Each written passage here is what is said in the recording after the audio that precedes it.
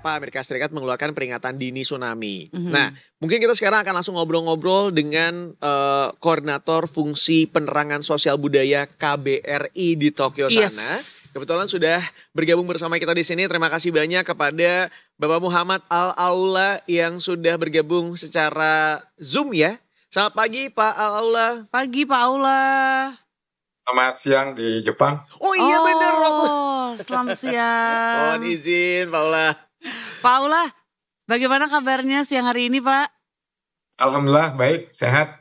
Sehat Alhamdulillah. Sehat Pak, tapi ada heboh-heboh tentang masalah tsunami ini gak sih? Maksudnya kalau di Jepang kan memang peringatan dan lain sebagainya tuh sudah sangat terstruktur gitu ya Pak? Iya, dengar-dengar ada evakuasi segala loh ya. Oh ya? Silakan disampaikan Pak.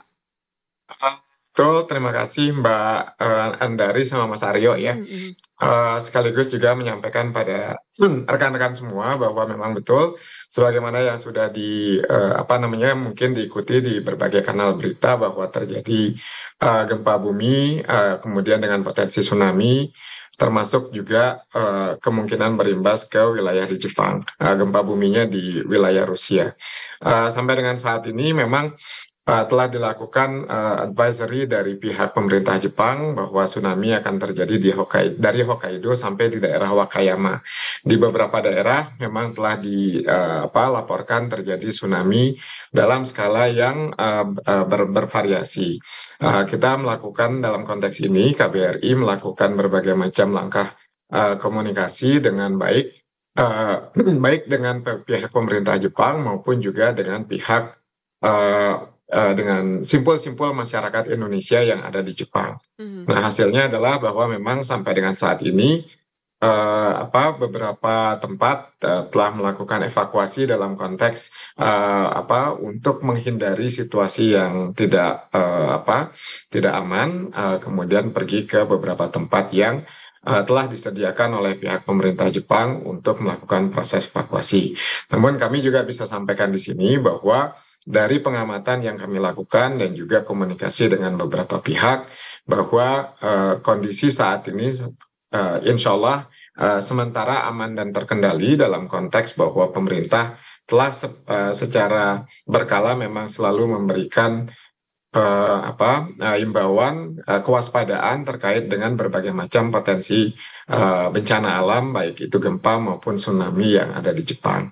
Dalam konteks saat ini KBRI juga telah melakukan komunikasi dengan pihak-pihak simpul-simpul masyarakat yang ada di Jepang melalui berbagai macam grup WhatsApp maupun juga grup komunikasi yang lain, dan alhamdulillah sementara kita telah mendapatkan informasi yang relatif positif dalam artian masyarakat Indonesia masih bisa melaksanakan kegiatan seperti biasa. Tapi kami juga akan terus melakukan update komunikasi dengan pihak-pihak di berbagai kota, di berbagai prefecture, dengan harapan kita bisa mendapatkan informasi yang lebih komprehensif sesuai dengan perkembangan yang ada. Kira-kira begitu Mas Aryo, Mbak Andari.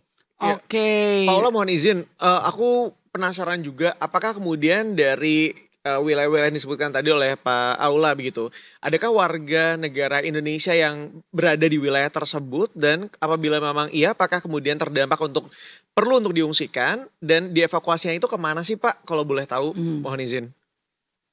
Tentu saja warga seperti yang kita pernah berkali-kali sampaikan bahwa warga Indonesia di Jepang sampai dengan akhir Desember 2024 itu jumlahnya 199.000. Kemudian kalau tadi yang sering disebutkan di beberapa berita saat ini adalah bahwa wilayah yang mungkin terdampak adalah di daerah Hokkaido.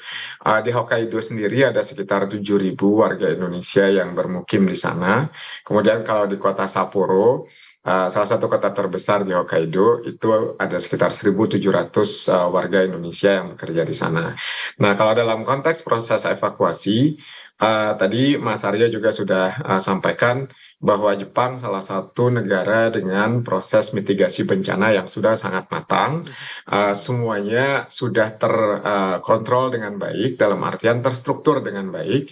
Jadi ketika terjadi bencana alam seperti ini, dengan berbagai macam potensinya, tempat-tempat evakuasi yang sudah tersediakan itu sudah terinformasikan di berbagai macam tempat, pusat-pusat informasi termasuk di kantor-kantor kelurahan di setiap kota-kota yang ada di Jepang.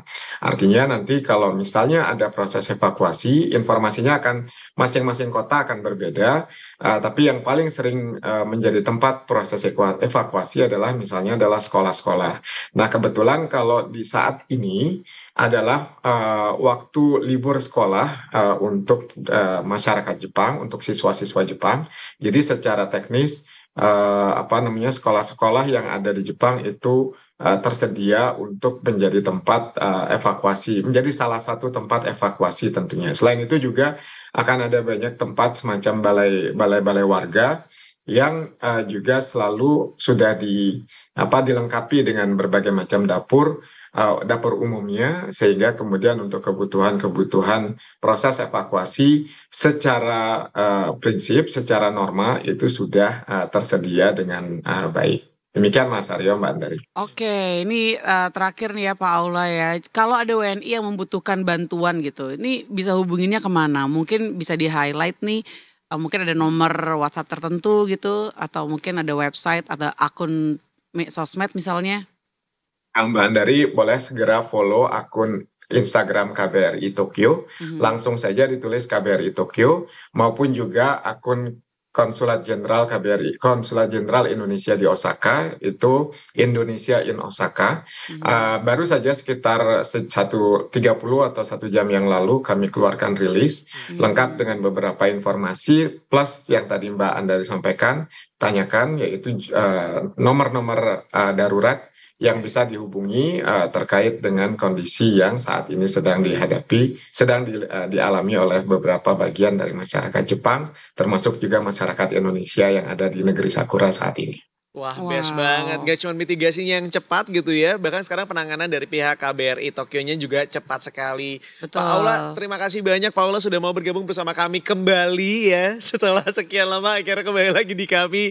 Mudah-mudahan dirimu sehat Pak Aula, dan juga semua warga Indonesia yang 199.000 itu juga semuanya bisa sehat, selamat, aman, nyaman. Amin. Terjaga keselamatannya ya. Thank you so much. Thank you so Mohon much. doanya juga semuanya, dan semoga juga teman-teman di Detik pada sehat semuanya, dan doakan semoga semuanya berlangsung dengan baik-baik saja. Demikian ya. Amin. Terima kasih Pak Aula. Terima kasih. Iya, selamat siang. Terima kasih banyak ya. Mari. See you.